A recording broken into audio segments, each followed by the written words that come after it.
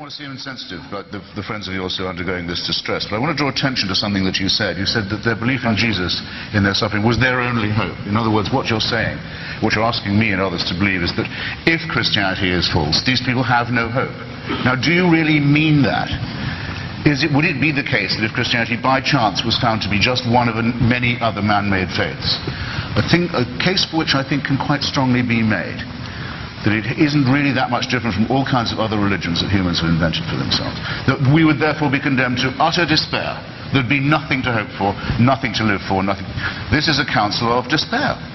It's both too arrogant, it seems to me, too coercive in its implications, and also too abject, too slavish. It seems to me to exhibit both those deformities.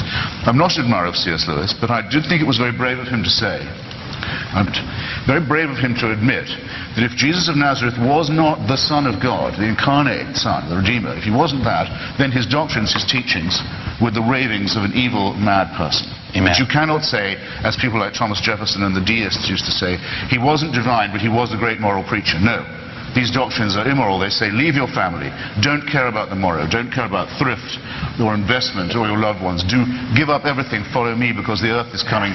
This veil of tears is coming to an end very soon. And vicarious redemption is available. And you'll go to hell if you don't do everything I say. And these would be delusional, idiotic ravings, and Lewis was brave enough and honest enough for once in his writing career to make this clear. 1 minute. Okay, now I'll close on Douglas's question to me, because it was a good challenge.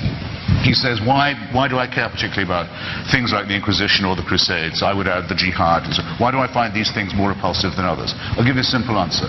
There's enough trouble from people who want to run my life, from people who want to tell me what to do, to take my property, to order me about, to tell me what books I can read, who I can sleep with and in what position, what food I can eat or not and on what day. There's enough coercion and threatened coercion without some other close relative of a chimpanzee, some other primate telling me that he's got the right to tell me these things because he's doing God's will.